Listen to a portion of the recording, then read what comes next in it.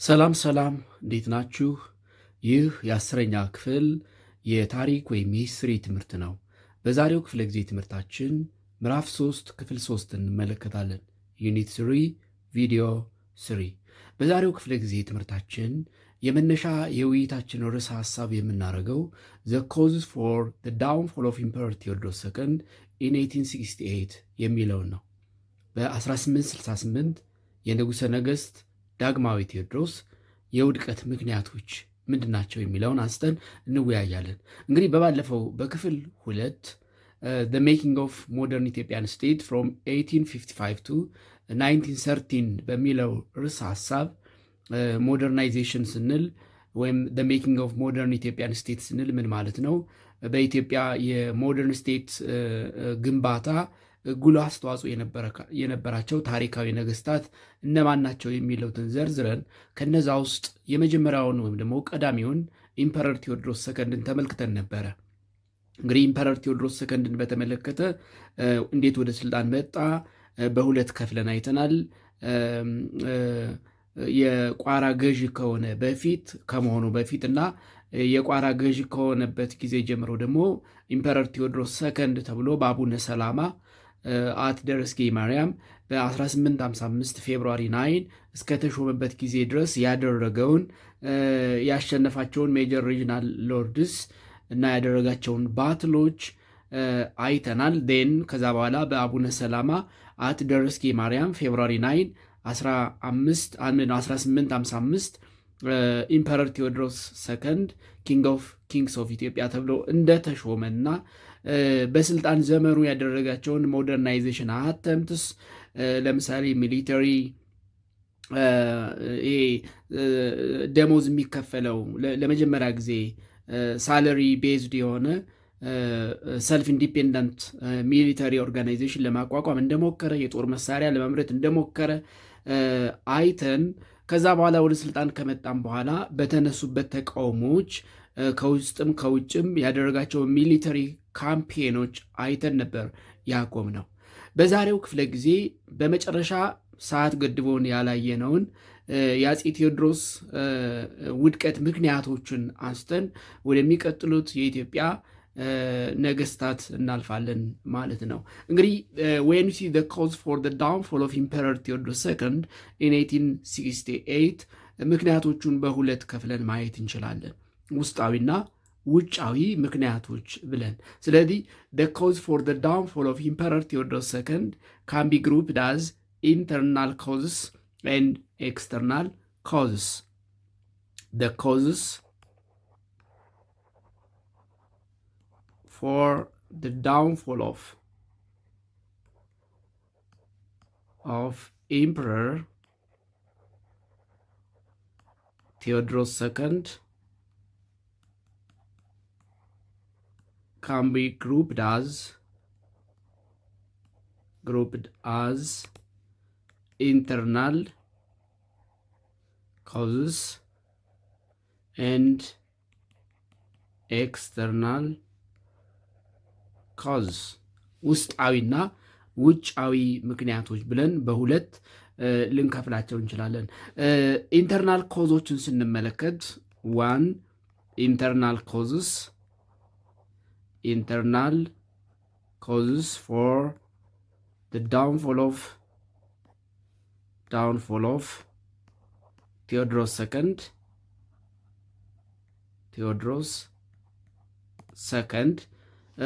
ውስጣዊ ምክንያቶች ምን ነበሩ የሚለውን ስንመለከት የሚከተሉትን ማንሳት እንችላለን። አንደኛ ሂዝ ኮንፍሊክት ዊዝ the church ነው። ከቤተ ክርስቲያን ጋር የገባበት ተቃውሞ ወይም ደግሞ ኮንፍሊክት አንደኛው ምክንያት ነው። አንደኛው the first one is his conflict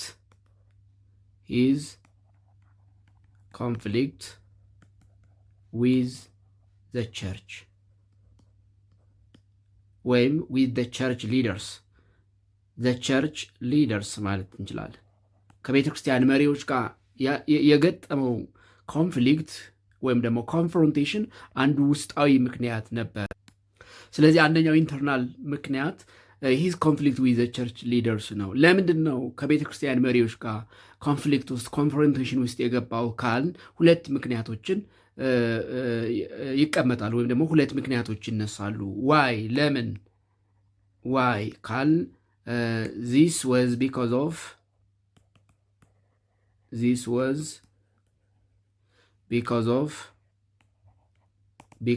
one, he reduces the church land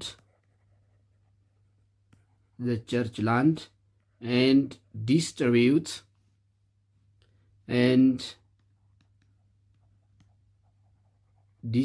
to the landless to increase productivity.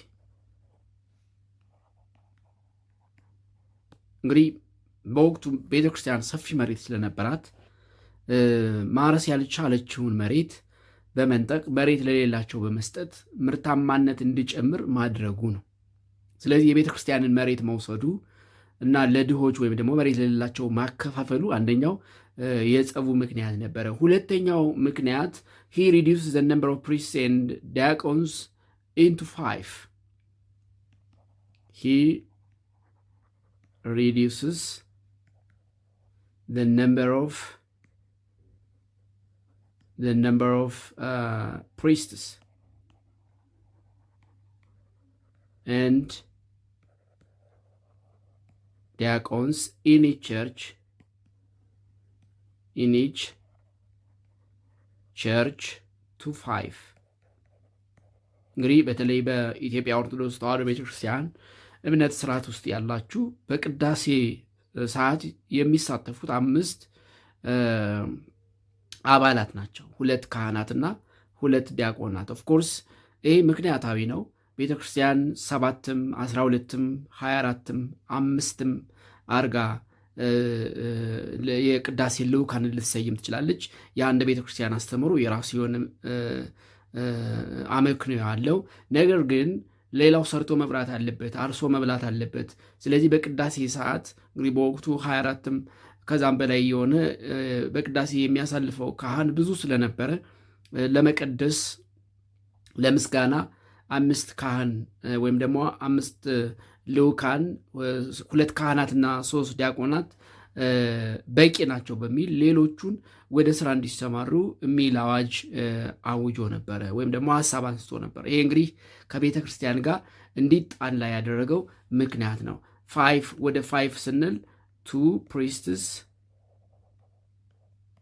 and 3 diacons ወደሚል መርህ ኦፍኮርስ ዛሬ እየተሰራበት ያለው አሰራር ይሄ ነው። በቅዳሴ ጊዜ 5 ልዑካን ናቸው በቤተ ክርስቲያን የሚሰየሙት ወይም ደግሞ የሚሳተፉት። ኦፍኮርስ 5ም ከሌለ እንግዲህ እንደየ አካባቢው ሊለያይ ይችላል። ነገር ግን ይህንን 5 የሚለውን ነገር ያመጡት አፄ ቴዎድሮስ ናቸው። ስለዚህ በእነዚህ 2 ምክንያቶች ከቤተ ክርስቲያን ጋር የገቡበት እሰጥ አገባ ወይም ደግሞ ኮንፍሊክት ወይም ኮንፍሮንቴሽን በኋላ ለውድቀታቸው በጣም ትልቅ አስተዋጽኦ አድርጓል። ሁለተኛው the other internal cause for the downfall of Emperor Theodorus II was resistance challenge from regional lords or kings ነው። resistance challenge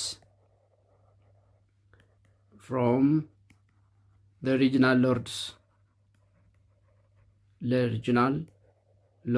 or kings, mainly from ካሳ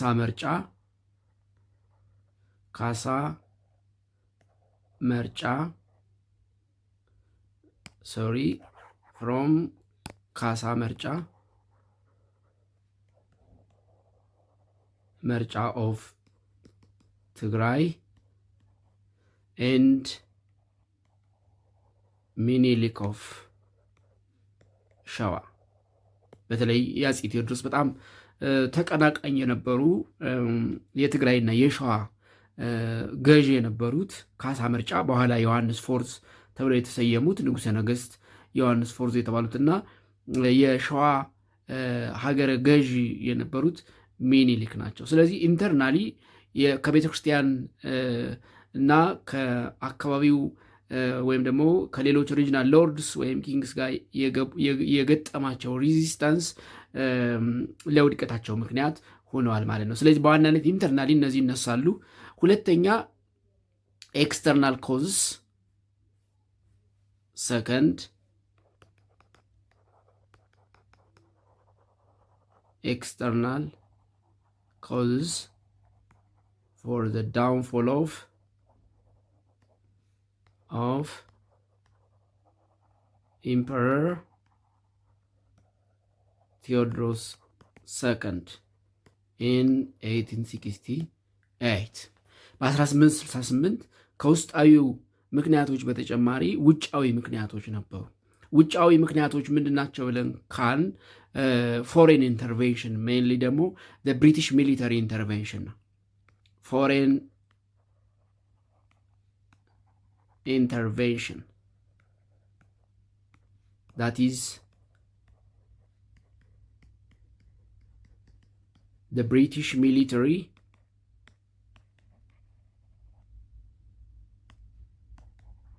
intervention በተለይ የእንግሊዝ ጣልቃ ገብነት ወይም ተጽዕኖ ወይም የእንግሊዝ ሚሊተሪ ኢንተርቬንሽን ለአጼ ቴዎድሮስ ኦፍኮርስ እንግዲህ ለልፈታቸው ምክንያት የሆነው ከእንግሊዝ ጋር ያደረጉት ጦርነት ነው።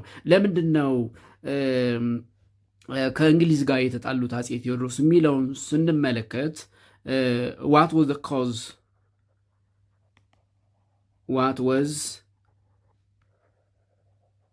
of the conflict of Theodorus with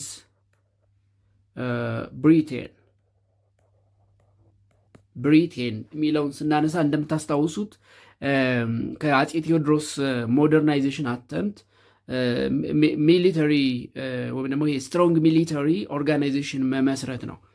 among the modernization attempts of Theodorus, among the modernization attempts of Theodorus, the one was establishing strong and self-independent military organization.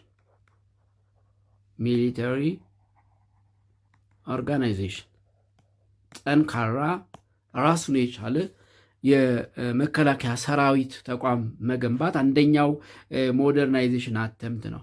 and to build a strong and self-independent military organization, Theodorus has a vision of producing armaments or war weapons, የጦር መሳሪያዎችን የማምረት ህልም ነበራቸው። so to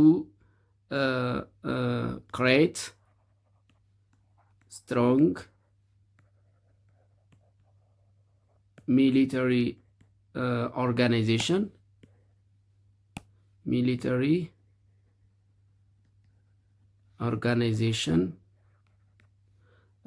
Theodorus has a vision of producing weapons or armaments የጦር መሳሪያዎችን የማምረት ራዕይ ወይም ደግሞ ቪዥን ነበራቸው።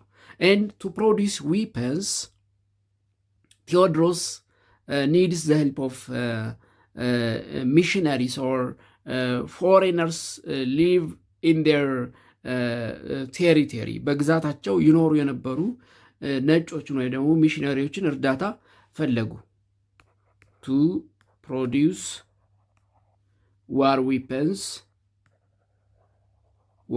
weapons like ምን ይባላል ሴባስቶፖል a famous mortar known as Sevastopol.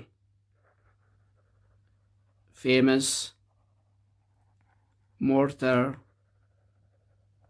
known as Sevastopol. He needs the help of European missionaries and artisans, or foreign missionaries. European missionaries and artisans. የአውሮፓን ሚሽነሪዎች በተለይ ደግሞ የእንግሊዝን ሚሽነሪዎችና የዕደ ጥበብ ባለሙያዎች እንዲያግዟቸው ረዱ። ነገር ግን ፈቃደኞች አልነበሩ። but the missionaries were not willing። በዚህ ጊዜ ምንድን ነው ያደረጉት? አፄ ቴዎድሮስ እነዚህን ሚሽነሪዎች ሰብስበው አሰሯቸው። የእንግሊዝ ንግስት ቪክቶሪያ ሚሽነሪዎችን እንዲፈቱ ለአፄ ቴዎድሮስ መልእክት ላኩ። ነገር ግን አፄ ቴዎድሮስ ፈቃደኛ አልነበሩም። በኋላ እንግሊዝ ሚሽነሪዎችን የታሰሩ ሚሽነሪዎችን ለማስለቀቅ ሚሊተሪ ኢንተርቬንሽን አደረገች ማለት ነው፣ ወይም ደግሞ ጦር ላከች። ምክንያቱም በወቅቱ እንግሊዝ ኢጅፕትን ቅኝ ግዛት ትገዛ ስለነበረ፣ ሱዳን ደግሞ የኢጅፕት ቅኝ ግዛት ስለነበረች፣ ወይም ደግሞ የአንግሎ ኢጂፕሽያን ቅኝ ግዛት ስለነበረች ሱዳን ቴዎድሮስን በሚሊተሪ ወይም በወታደር ለማጥቃት ምቹ ስለነበረ ሁኔታው፣ ስለዚህ የሚሊተሪ ኢንተርቬንሽን አረጉ። but the missionaries were not willing. The missionaries were not willing, and in this time Theodros get the missionaries into prison. The missionaries into prison. ወደ እስር ቤት ላኳቸው ደግሞ አሰሯቸው። so to freed the prisoned missionaries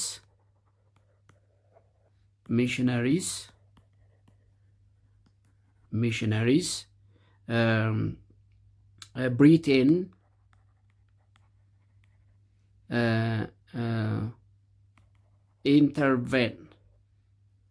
intervene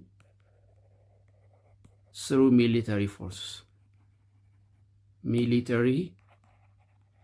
forces በወታደራዊ ኃይል እንግሊዝ ጣልቃ ገባች። ለምን? የታሰሩትን ሚሽነሪዎች ቴዎድሮስ አለቅም ስላሉ፣ እንግዲህ ካለቀቁ በጉልበት ስለሆነ የሚለቁት፣ የእንግሊዝ መንግስት ወታደራዊ ኢንተርቬንሽን ወይም ደግሞ እርምጃ አደረገ ማለት ነው።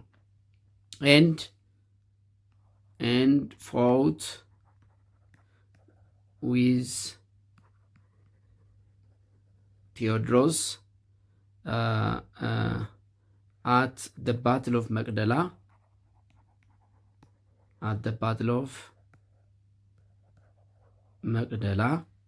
On April 30, 1868, and by the British force ቴዎድሮስ ፋይናሊ በተለይ ደግሞ የጦር መሪያቸው ገብርዬ በጦርነቱ ከሞተ በኋላ ተስፋ በመቁረጥ ራሳቸውን ሲውሳይድ አደረጉ ወይም ደግሞ አጠፉ። and in the war Theodros suicide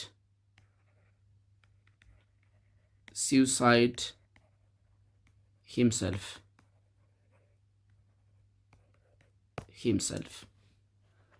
and this brought an end to his reign. Into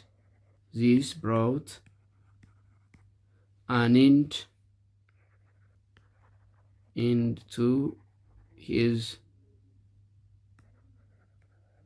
reign. ይሄ የስልጣን ዘመናቸው ማብቂያ ሆነ ማለት ነው። ስለዚህ በውስጣዊም በውጫዊም ኦፍኮርስ እንግሊዞች ሲመጡ በተለይ ከትግራይ ሀገረ ገዥና ከሸዋ ሀገረ ገዥ ጋር ጥሩ ግንኙነት ስላልነበራቸው የሚያግዛቸው የአካባቢ ገዢ አልነበረም። ስለዚህ ከእንግሊዝ ጋር የተዋጉት ብቻቸውን በመሆኑ መቅደላ ላይ ጦርነቱ እያየለ ሲመጣ እጃቸውን ላለመስጠት ለእንግሊዝ መንግስት ሽጉጣቸውን ጠጥተው ራሳቸውን በማጥፋት እንግዲህ የቴዎድሮስ ዘመነ መንግስት በዚህ እንዲያበቃ አድርጓል ማለት ነው። the next one is the second or the other the most important king, of course that much is not important for making of the modern Ethiopian state። ነገር ግን እንደ ታሪክ ስለሚነሳ ከአጼ ቴዎድሮስ ሞት በኋላ ስልጣን የተረከቡት ተክለ ጊዮርጊስ ሰከንድ ኢምፐረር ተክለ ጊዮርጊስ ሰከንድ የሚባሉ ስለሆኑ ስለሱ እሳቸውን እንመለከታለን ማለት ነው። ኢምፐረር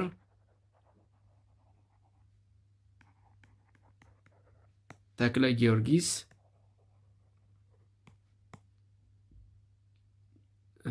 ተክለ ጊዮርጊስ ሰከንድ ፍሮም 1868 to 1871 ስለዚህ አፍተር ዘ ዴይዝ ኦፍ ኢምፐረርስ ምንድነው ቴዎድሮስ ሰከንድ አት ዘ ባትል ኦፍ መቅደላ ዊዝ ብሪቲሽ ወደ ስልጣን ለመምጣት ሶስት ተቀናቃኞች ነበሩ። ፎሎዊንግ ዘ ዴይዝ ኦፍ ኢምፐረር ቴዎድሮስ ፎሎዊንግ ዘ ዴይዝ ኦፍ Emperor Theodorus, three contenders to the throne emerged. Three contenders ወይም ተፎካካሪዎች ማለት ነው to the throne emerged። ሶስት ተቀናቃኞች ወደ ስልጣን ለመውጣት ብቅ አሉ። እነዚህም ዋክሹም ጎበዜ ኦፍ ላስታ፣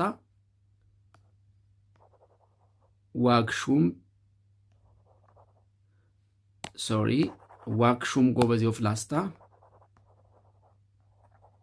ዋክሹም ጎበዜ ኦፍ ላስታ፣ ካሳ መርጫ ኦፍ ትግራይ፣ ካሳ ምርጫ ኦፍ ትግራይ ኤንድ ሚኒሊክ ኦፍ ሸዋ ናቸው።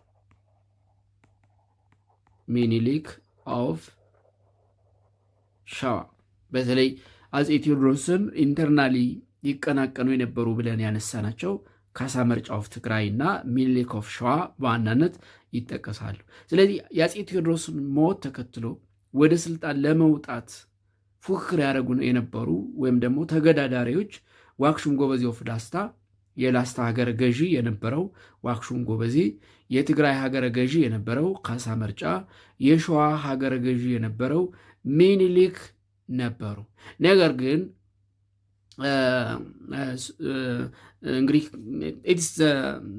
እንዴት እንደሆነ በማይታወቅ ሁኔታ በታሪክ ይሄ ነው ተብሎ ወይም ደግሞ ሶስቱ ተስማምተው ያነገሱት ነው ተብሎ የማይገለጽ ጎበዜ ኦፍ ላስታ ዋክሹም ጎበዜ ኦፍ ላስታ came to power immediately after Theodorus as Emperor ተክለ ጊዮርጊስ but ዋክሹም ጎበዜ ኦፍ ላስታ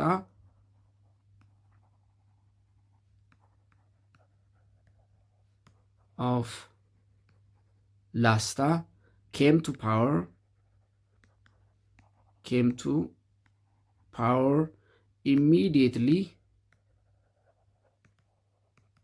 immediately after days of Theodorus with a throne name Emperor ተክለ ጊዮርጊስ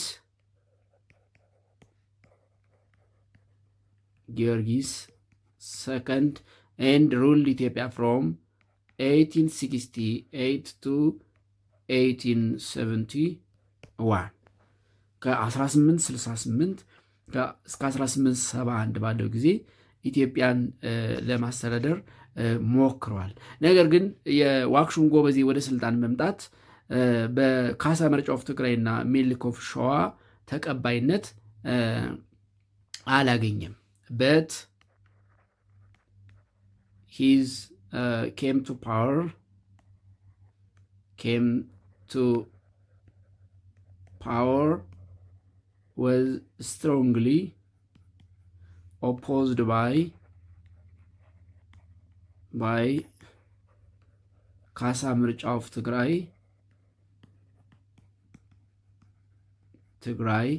and ሚኒሊክ ኦፍ ሸዋ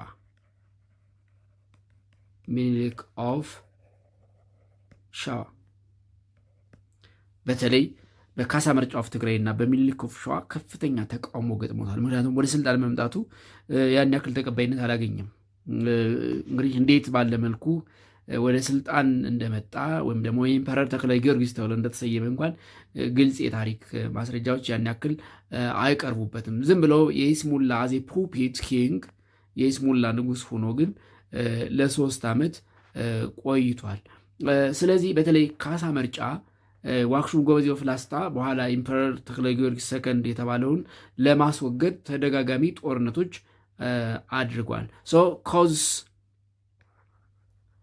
causes for the downfall of ተክለ ጊዮርጊስ ሰከንድ in 1871 ምክንያቱ ምን ነበር ካል it was a military confrontation with ካሳ ምርጫ of ትግራይ. The cause for the downfall of ተክለ ጊዮርጊስ second was a war confrontation with ካሳ ምርጫ of ትግራይ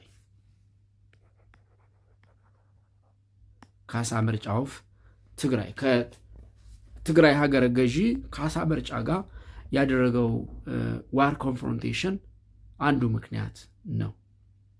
በዚሁም at the battle of Assam near Adwa in July 1871 ተክለ ጊዮርጊስ was defeated by ካሳ ምርጫ of ትግራይ. In July 1871 ተክለ ጊዮርጊስ was defeated by ካሳ ምርጫ of ትግራይ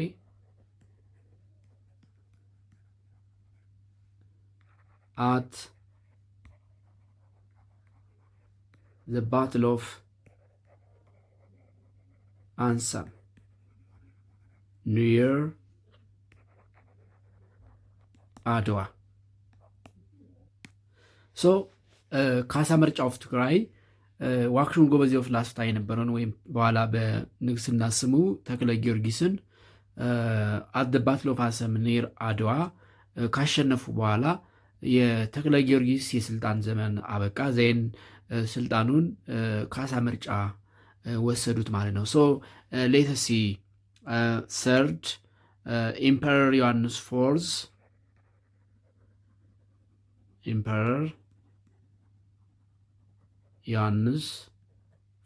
from 1872 to 1889 የሚለውን እንመልከት። ኢምፐረር ዮሐንስ ፎርዝ ከ1872 እስከ 1889 የሚለውን እንመልከት። እንግዲህ ኢምፐረር ዮሐንስ ፎርዝ ማን ናቸው የሚለውን ስንመለከት who was emperor ዮሐንስ ፎርዝ ዮሐንስ ፎርዝ ወይም ደግሞ ንጉሠ ነገሥት ዮሐንስ አራተኛ ማን ናቸው ካል he was the former governor of Tigray with the name ካሳ መርጫ he was the former governor of Tigray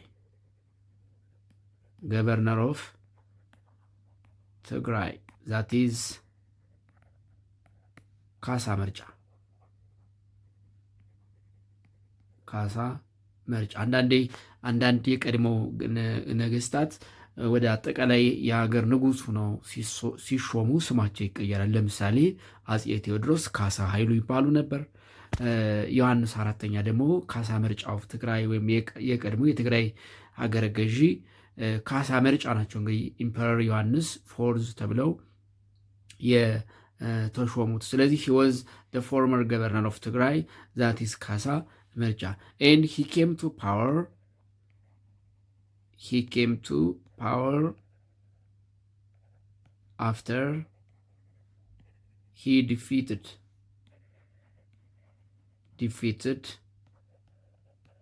ተክለ ጊዮርጊስ at the battle of Ansa in 1871 በ1871 ጁላይ ተክለ ጊዮርጊስና ባትል ኦፍ አንሰም ካሸነፉ በኋላ ነው ወደ ስልጣን የመጡት። ኢምፐረር ዮሐንስን በተመለከተ የምናነሳቸው ነጥቦች ምንድን ናቸው የሚሉትን ስናይን ኢምፐረር ዮሐንስ ፎርዝ he was known in decentralized policy. Emperor Ioannis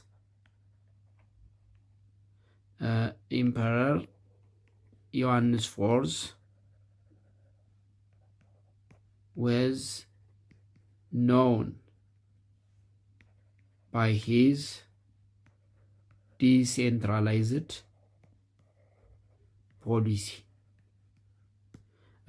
በዲሴንትራላይዝድ ፖሊሲ ከሌሎች ነገስታት ይታወቃል። ምንድን ነው ዲሴንትራላይዝድ ፖሊሲ የሚለውን እንመልከት። ዋት ወዝ ዘ ዲሴንትራላይዝድ ፖሊሲ ኦፍ ኢምፐረር ዮሐንስ ፎርዝ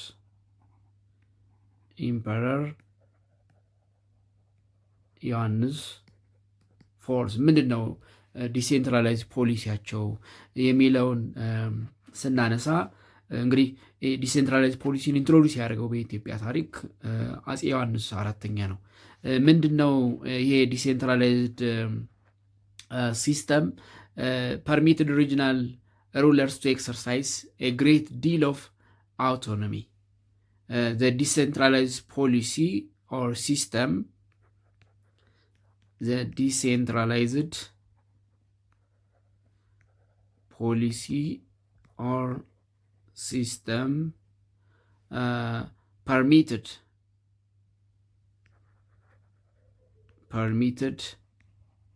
regional rulers or kings to exercise a great deal of autonomy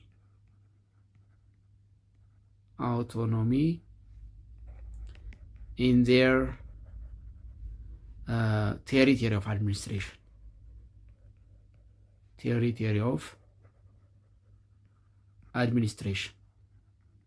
እንግዲህ እንደምታስታውሱት አጼ ቴዎድሮስ ከሞቱ በኋላ ለስልጣን እንኳን ኮንፍሮንት ያደርጉ የነበሩ ወይም ደግሞ ተቀናቃኝ ብለን ያነሳናቸው ሶስት ነበሩ። ዋክሹም ጎበዜ ኦፍ ላስታ፣ ካሳ መርጫ ኦፍ ትግራይ እና ሚኒሊክ ኦፍ ሸዋ። አጼ ዮሐንስ ወደ ስልጣን በመጡበት ጊዜ የተለያዩ አካባቢዎችን የሚያስተዳድሩ ሪጂናል ሩለርስ ወይም ሎርድስ ወይም ኪንግስ ነበሩ። ስለዚህ ለአጼ ዮሐንስ እንዲገብሩ ነገር ግን የያዙትን ቴሪቶሪ በአጼ ዮሐንስ ስር ሆነው እንዲያስተዳድሩ የሚያደርግ ዲሴንትራላይዝድ ፖሊሲ ኢንትሮዲውስ በማድረግ ይታወቃሉ። ለምሳሌ ፎር ኤግዛምፕል ኢምፐረር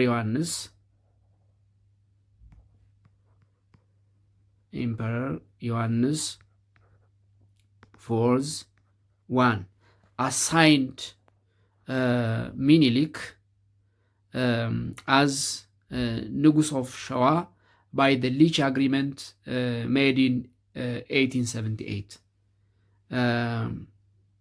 assigned Minilik as ንጉስ ኦፍ ሸዋ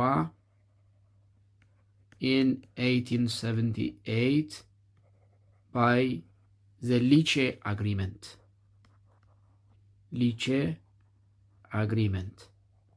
ሊቼ ላይ በተደረገው ስምምነት ዮሐንስ ንጉሠ ነገሥት ሚኒሊክ ደግሞ የሸዋ ንጉሥ ሆነው በ1878 አሳይንድ ተደርገዋል። ይህም ብቻ አይደለም። ኢምፐረር ዮሐንስ ፎርዝ ዲዚግኔትድ ራስ አዳል ተሰማ ኦፍ ጎጃም አዝ ንጉሥ ተክለ ሃይማኖት ኦፍ ጎጃም ኤንድ ከፋ ኢን 1881 ዲዚግኔትድ ራስ አዳል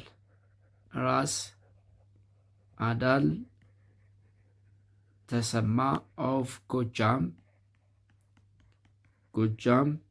አዝ ንጉሥ ተክለ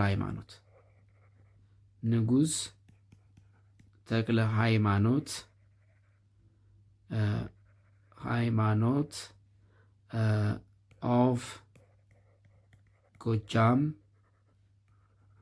ኤንድ ከፋ ኢንክሉዲንግ ወለጋ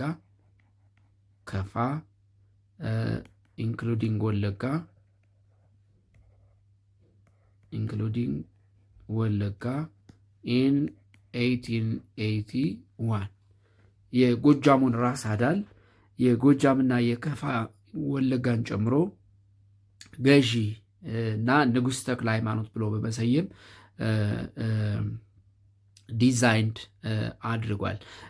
ይሄ ብቻ አይደለም፣ ሌሎቹንም እንደየአካባቢው አሳይንድ በማድረግ ዲሴንትራላይዝድ ፖሊሲ ይከተል ነበረ። ኢምፐረር ዮሐንስ ወደ ስልጣን ከመጡ ጊዜ በኋላ የአስተዳደር ወሰናቸው ምን ይመስል ነበር የሚለውን ስንመለከት ዘ ቴሪቶሪያል አድሚኒስትሬሽን ኦፍ ኢምፐረር ዮሐንስ ፎርዝ the territorial administration of Emperor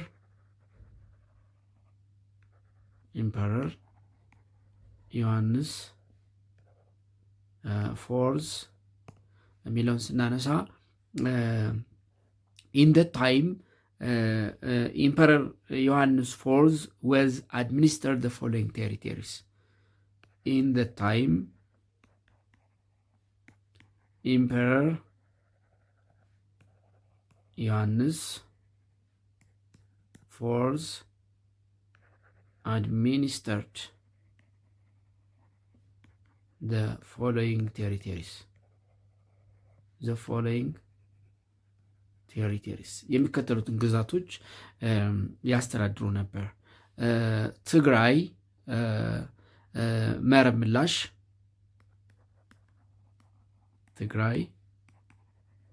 መረብ ምላሽ ከመረብ ወንዝ ወዲህ ያለውን ሙሉ ትግራይ ያ ማለት የዛሬዋን ኤርትራ ሳያካትት ዋግ ኤንድ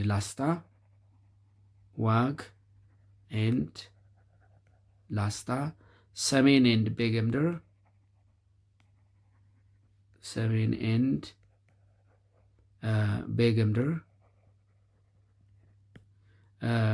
አማራ ሳይንት ወይም ምዕራብ ወሎ የሚባለው ያሁኑ አማራ ሳይንት ጎጃም ኢንክሉዲንግ ወለጋ ኤንድ ከፋ ጎጃም ከፋ ኤንድ ወለጋ ኤንድ ወሎ እና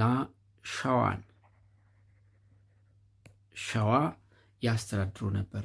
በአጠቃላይ እነዚህ ፕሮዳሚንትሊ ክርስቲያን ፕሮቫይንስ የሚባሉትን ያስተዳድሩ ነበር። ኢን ጀነራል ቴሪቶሪያል ፕሮቫይንስ ኦፍ ኢምፐረር ዮሐንስ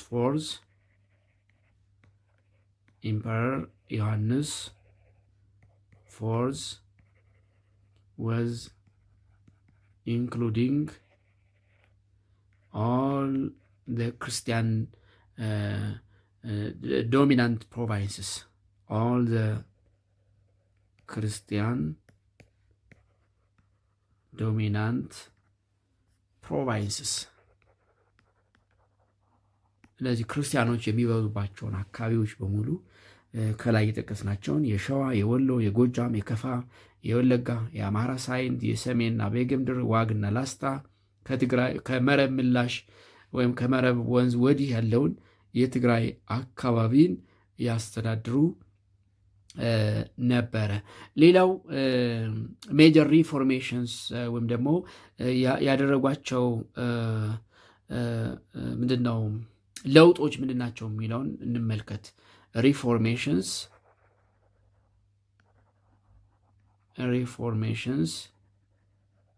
ሜድ ባይ ኤምፐረር ዮሐንስ ፎርስ ያደረጓቸው ለውጦች ምንድናቸው የሚለውን እንመልከት። አንደኛው በኢትዮጵያ ኦርቶዶክስ ቸርች ውስጥ የነበረውን ኮንትሮቨርሲ ሪሊጂየስ ኮንትሮቨርሲ ለመፍታት ሞክረዋል። ዋን sought to end the religious controversy within the Ethiopian Orthodox Church. The Ethiopian Orthodox Church and presided over the Council of Boromeda Church and presided over the Council of Boromeda, that is the say in 1878. እንግዲህ ምን ነበረ ኮንትሮቨርሲው የሚለውን ማንሳት አስፈላጊ ከሆነ በኢትዮጵያ ኦርቶዶክስ ቸርች እንግዲህ በሳቸው ዘመነ መንግስት ሶስት የሃይማኖት ክርክሮች ነበሩ። ቅባት፣ ጸጋ እና ተዋህዶ የሚባሉ በነገረ ክርስቶስ ላይ ያ ማለት በክርስቶስ ማንነት ላይ የሚነሱ የሃይማኖት ቅራኔዎች ነበሩ። በክርስቶስ ማንነት ላይ የሚነሱ የሃይማኖት ክርክሮች ነበሩ። ለዚህ መፍትሄ ለመስጠት ሙከራ አድርገዋል። ቦሩ ሜዳ ላይ በተደረገ የሃይማኖት ጉባኤ መፍትሄ ለመስጠት አስበዋል ወይም ደግሞ ሞክረዋል። በዚህም he declared ተዋህዶ as the only doctrine of the Ethiopian Orthodox Church. After the council of Boru Meda, he declared, that is the emperor, Tawahdo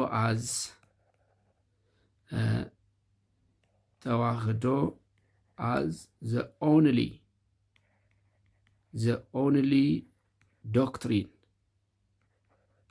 doctrine of the Ethiopian Orthodox Church.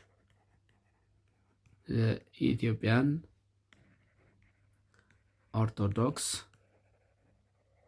ቸርች የኢትዮጵያ ኦርቶዶክስ ቸርች በነገረ ክርስቶስ ላይ ያለው ዶክትሪን ተዋህዶ የሚለውን እንዲሆንና ሌሎቹ እንዲወገዙ አድርጓል።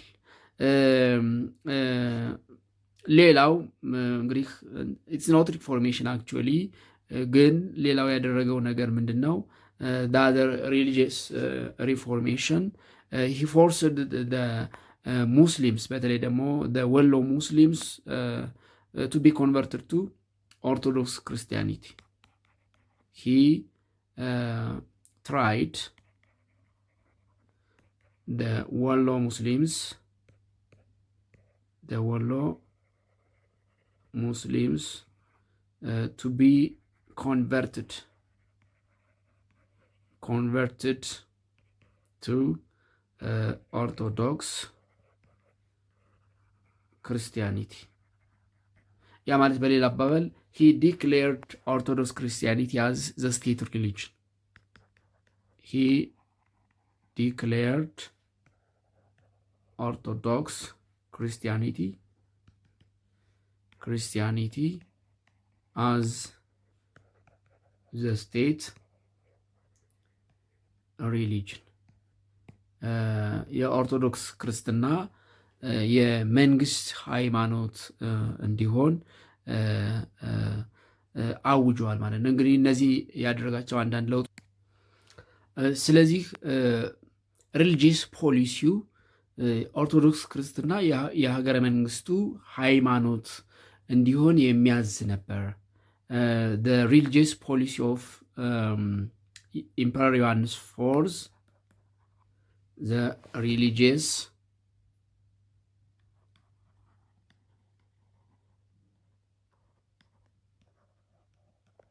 policy of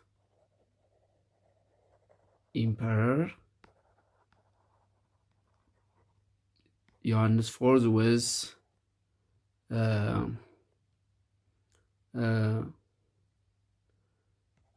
making the Ethiopian Orthodox Tewahedo religion ወይም the Orthodox Christianity making the Orthodox Christianity to be the state religion. እንግዲህ በዚህ ሃይማኖት ፖሊሲው በተለይ ወሎ ውስጥ የነበሩ ሙስሊሞች አንዳንዶቹ ክርስትናን ተቀብለዋል።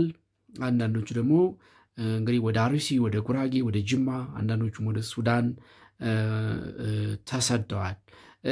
ከነገስታቱ መካከል ከወሎ ነገስታት እንግዲህ በወቅቱ በኢምፐረር ዮሐንስ የሃይማኖት ፖሊሲ ከእስልምና ወደ ክርስትና የቀየሩ ነገስታትም ነበሩ። ለምሳሌ ሙሐመድ አሊን ማንሳት እንችላለን። አምደ ሊበንን ማንሳት እንችላለን። ለምሳሌ ሙሐመድ አሊ በኋላ ራስ ሚካኤል የሆነው ሰው ነው። እንዲሁም ደግሞ አምደ ሊበን ደጃች ኃይለ ማርያም ተብሎ በኋላ የተሰየመው የወሎ አካባቢ ሀገረ ገዢ ነው ማለት ነው። ሌላው ማንሳት ያለብን ኢምፐረር ዮሐንስን በተመለከተ ኮዝስ ነው። እንዴት ወደቀ፣ ለምን ወደቀ፣ ከስልጣን እንዴት ወደቀ የሚለው እንመልከት። causes for the downfall of Emperor ዮሐንስ ፎርስ ለውድቀቱ ምክንያቶች ምንድን ናቸው የሚለውን እናንሳ። እንግዲህ ለውድቀቱ ላይክ አፄ ቴዎድሮስ ምክንያቶቹ ውስጣዊም ውጫዊም ናቸው። ስለዚህ the cause for the downfall of Emperor ዮሐንስ ፎርስ the causes for the downfall of Emperor ዮሐንስ fours were one internal causes ሁለተኛ external cause internal causes power struggle from other regional lords ወይም regional rulers mainly from ንጉስ ሚኒሊክ of ሸዋ ንጉስ ሚኒሊክ of ሸዋ and ንጉስ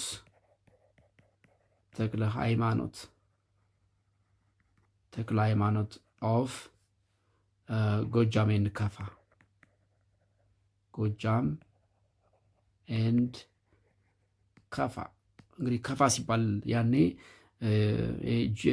ከጅማ መልስ የወለጋ የሉባቡር የከፋን አካባቢዎች ያካልል የነበረ ግዛት ነው። ሁለተኛው ኤክስተርናል ኮዝ ናቸው። ኤክስተርናል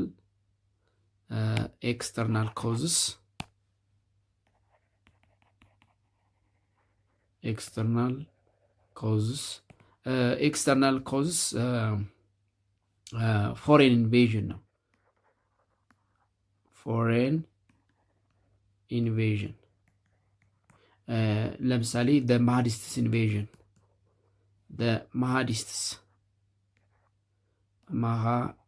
ማሃዲስትስ or Sudanese invasion in the west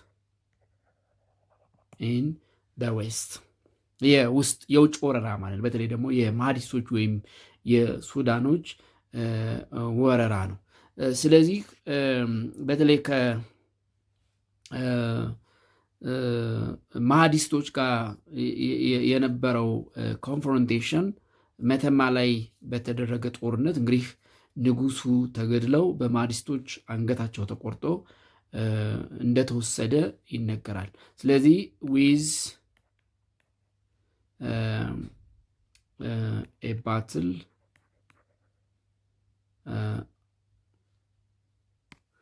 with the battle at መተማ against the Mahadists invasion Emperor Ioannis died and this brought the end of